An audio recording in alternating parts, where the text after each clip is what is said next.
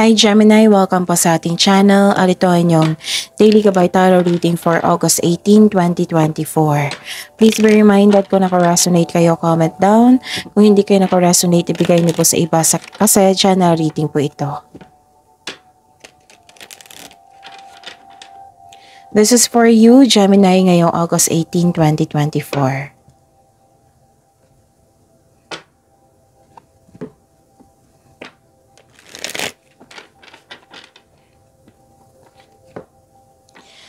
Maraming salamat po sa inyong patuloy na suporta at maraming salamat po sa mga hindi nag-skip ng ads. Gamitin ang reading na ito bilang gabay lamang. Sa mga hindi pa nag-subscribe, subscribe na po kayo at click bell notification para malaman nyo na may bago tayong video. Para sa mga gustong magpa-reading po, may lumabas dyan sa screen nyo ngayon. Panoorin nyo po at sundin ang instruction. Calling the attention sa mga suki ko dito na Gemini. Open na po ang inyong Monthly Gabay Tarot Reading for September 2024. May 6 months from now reading din tayo at love life reading. So message me for schedule, Gemini. Maraming salamat po.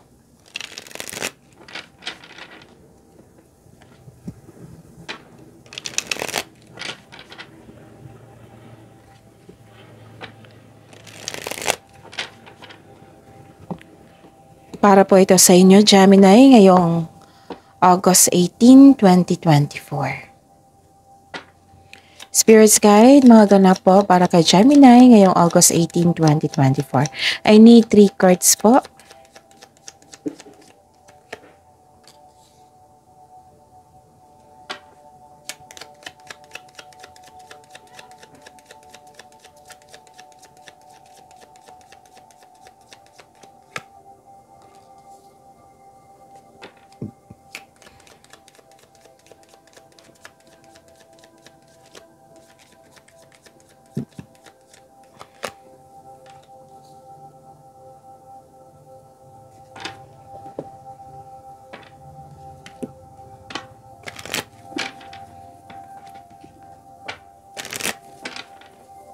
Spirits Guide,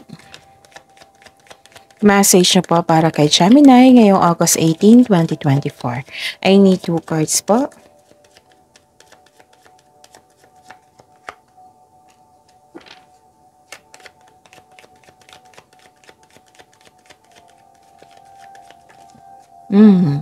Kunin ko yung isa, yung nauna.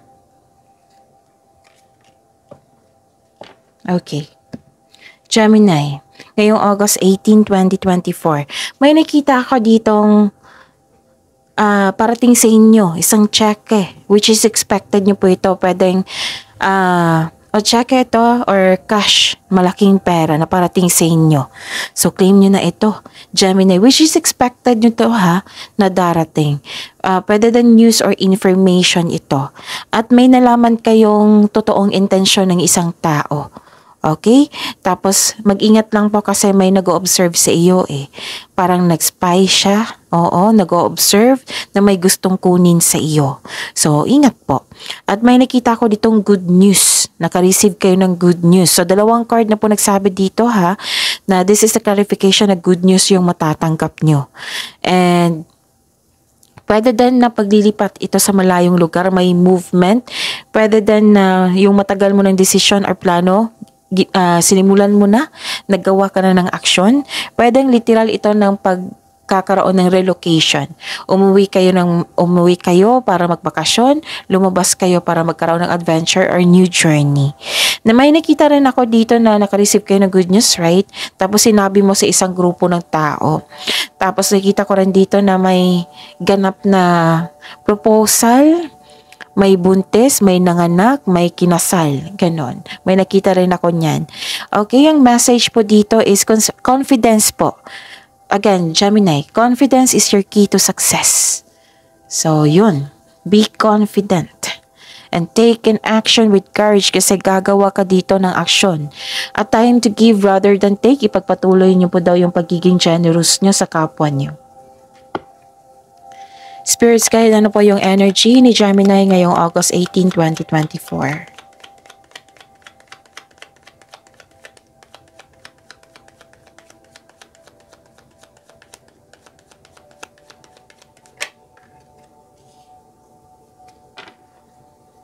And the clarification of this card po.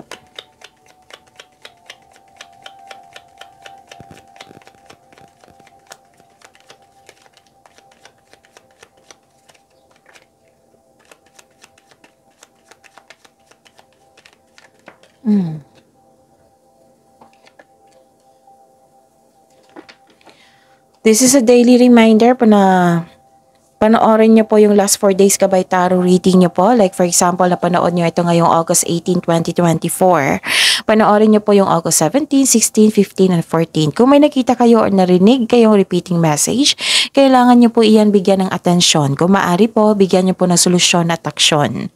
Again, calling the attention sa mga suki ko dito na Gemini, open na po inyong Monthly Gabay Tarot reading for September 2024.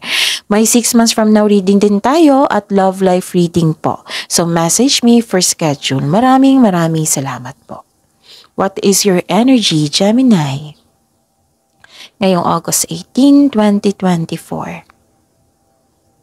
Okay.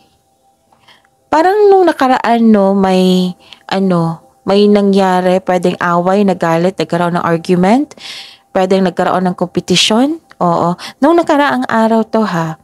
Pwedeng kahapon, nakaraang araw, last week, ganun. At ngayon, nag-decide po kayo. May decision ngayon. At movement, which is the clarification of your card here. Na, you're finding a solution na. May taong maraming masasakit na sinasabi sa'yo. May away nagganap po nung nakaraan. So, ang ginawa mo dito, umiwas ka. Umiwas ka dito. Some of you din na pinagtanggol yung sarili. Okay? Pero most of you you're finding a solution talaga. Nag-decide kayo na huwag tangkapin yung toxic traits ng isang tao. Nag-decide kayo na bigyan ng unawa itong taong ito. Nag-decide kayo na bigyan ng pasensya itong mga pangyayaring ito. Okay? Kasi this is maturity eh. Diba sabi ko sa inyo kahapon and the other day na I'm happy for you kasi you're saving yourself. Yung umiiwas ka talaga sa toxic traits, umiiwas ka sa na magalit, iniintindi mo bakit nangyari ito, ganon. May maturity talaga. Kung noon mahirapan kayo sa pagtanggap, ngayon alam mo na kung ano yung process para magkaroon ng healing, ganon. Okay, you're finding a solution na po, which is very good. Okay? Okay. Habaan niyo po ang pasensya niyo. Kasi 2 card na po nagsabi dito eh. Nahabaan niyo po ang pasensya niyo. Okay. Okay. Gemini. Kailangan nyo daw magpahinga, mag-rest, mag-vacation leave, mag-rest day, ganon. Kasi nakita ko dito na sobrang dami mong iniisip, sobrang dami ng ginagawa. Oo. So, ang card na po na mismo nagsabi dito na makinig po sana kayo sa inyong katawan na kailangan nyo ng pahinga. Okay? Kasi overspending na to eh. Overspending. Like for example, sobrang dami ng iniisip or sobrang dami ng trabaho. Kailangan nyo daw pagbalansehin. Balansehin nyo po ang oras sa sarili, sa career and money, sa pamilya. Okay? And kontrolin nyo po daw yung pera. Okay? Third day na po ito na reading eh. So, this is a repeating message, diba? Na kailangan yung kontrolin yung pera nyo. Kasi ayaw ng card na magkaroon kayo ng disbalance na sa kaperahan. So, control on overspending po daw. Okay, so this is a repeating message ha. So, yung sabi ko sa inyo araw-araw na kung repeating message, kailangan nyo bigyan ng atensyon na kung maaari, bigyan nyo po ng solusyon or action. Okay?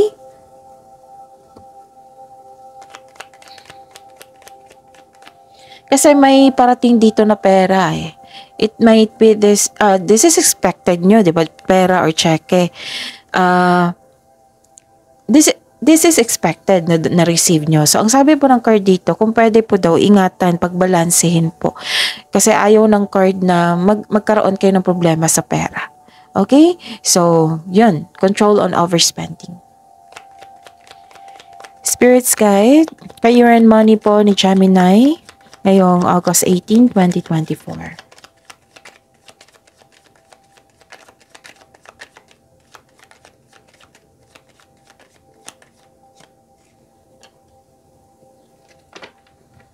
And the clarification of this card po.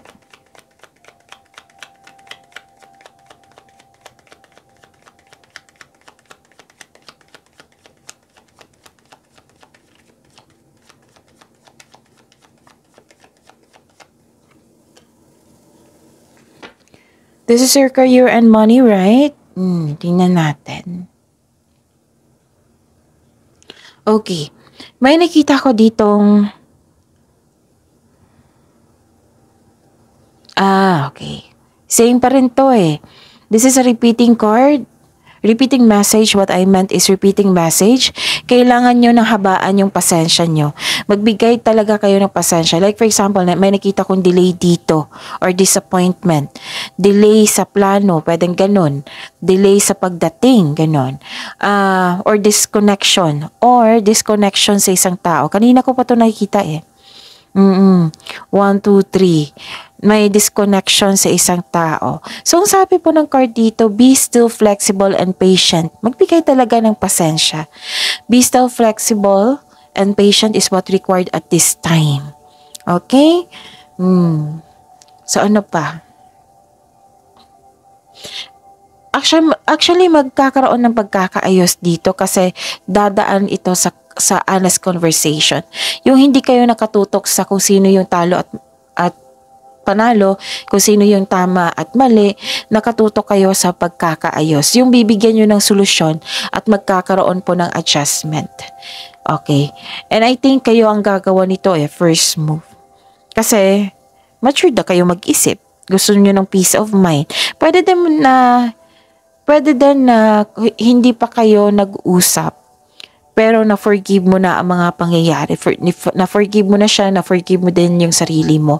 Para nga, kasi you're aiming for peace of mind. Kaya nga, hanga ako sa inyo, Gemini, na you're aiming talaga for peace of mind. Ayaw mo ng problema, ayaw mo may blockages, ganon. Kasi alam naman natin kung may blockages, diba, na hindi makapasok ng ang blessings kasi. Ang blessings is a positive energy. Tapos kung blockages is nagkaroon ng hindi pagandang flow ng energy or negativity. Okay? So alam na alam mo yung gagawin mo which is very good ha. Okay. Kung ma-overcome mo ito, magkakaroon po ng harmony. Magkakaroon po ng expansion and growth. Okay?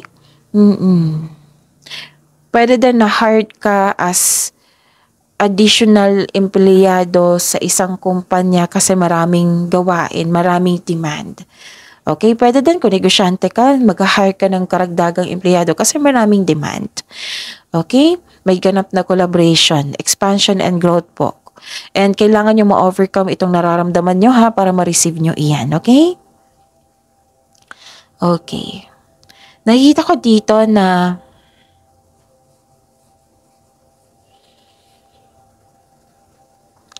okay, lumabas din dito May, 'di ba sabi ko sa inyo dito na may nagmamasid sa inyo, may nag-spy, may gusto siyang kunin sa inyo. Yes, this is a confirmation na may nagsiselos talaga. May naiinggit sa iyo. Tapos may concern din kayo sa kanya kasi hindi siya marunong mag-handle ng money, ng trabaho. Instead po daw kayo magalit. Ito yung sabi ko Iwasan yung magalit ngayon. Okay? Kasi ang ganda-ganda ng blessings na parating sa inyo. Dito pa lang. Okay? Iwasan yung magalit talaga. Instead of getting angry, kailangan talaga ng pag-uusap. 2 card na po kasi nagsabi dito And kitang-kita ko dito kayo ang mag-first move. So, yun. Have a conversation with this person about expectation and make adjustment where necessary. Pwede din may tulong sa inyong desisyon. May tulong. May tutol sa inyong desisyon. Spirits Guide, Love Life, Self-Love, Partnership, and Romance ngayong August 18, 2024.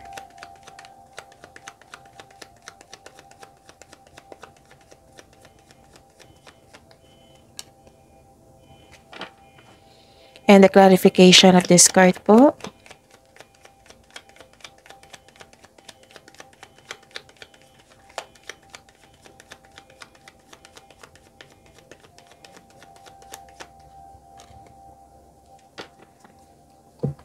Maraming salamat po sa patuloy na tiwala at suporta sa ating channel at maraming salamat din po sa mga hindi nag-skip ng ads. May lumabas dyan sa screen nyo ngayon. Panoorin nyo po. Kung gusto nyo po iyan, then follow instruction. This is your love life, self-love, partnership, and romance. August 18 po. Okay. Again, this is a repeating message. Kailangan nyo talagang kontrolin yung paggasta. Control on overspending. Kailangan nyo po daw mag-save ng money. Okay? Ilang beses ito lumabas dito kasi may darating kayong malaking pera dito eh. Oo. So yun ha. Ilang beses na po pinaalala sa inyong ng card nyo. Tapos may nakita ko ditong tension din. May tension ako nakita dito. Okay. Or concern sa isang irresponsible na tao. Okay. Pero gagawa ka ng desisyon dito eh, Gemini. Gagawa ka ng desisyon at nanindigan kayo sa inyong desisyon. Naging honest kayo sa inyong sarili.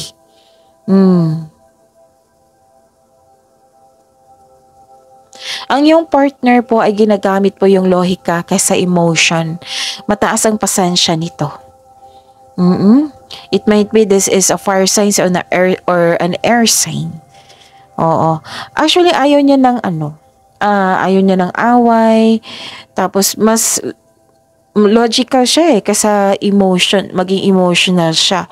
Okay?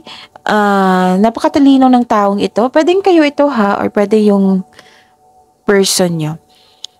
Yung mga single dyan, may parating sa inyo na very matalino na tao, matagumpay sa buhay,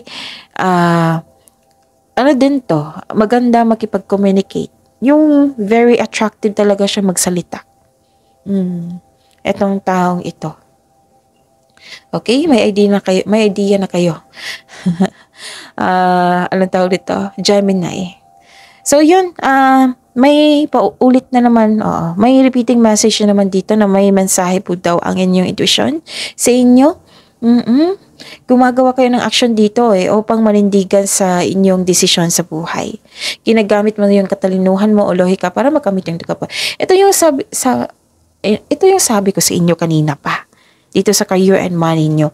Na, dito pa sa energy mo. Yung ginagamit mo yung talino mo kaysa sa makinig sa inyong emotion. Kaya nga hangang-hanga ako sa inyo kasi nagkaroon ng maturity.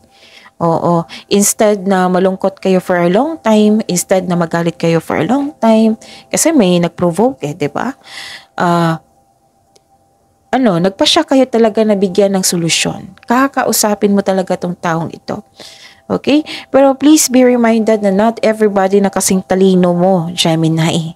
Bigyan mo talaga siya ng, pwede din na bigyan mo siya ng space. Kausapin mo siya na mag-usap tayo ngayong weekend. Ganon. Gawa tayo ng solusyon sa ating concern, sa ating problema para magkaayos tayo. Gagawa tayo ng adjustment para makapag-isip din siya, para makapaghanda din siya. So yun, claim this good news na parating sa inyo. Claim this malaking pera na parating sa inyo. This good news, this information, this improvement nyo. Self-improvement ha, self-development. Ang ganda. Ito yung sinasabi ng cards nyo the other weekend na may pagbabago. At nakita ko dito yung pagbabago sa pag-uugali mo, which is maturity. Ang ganda.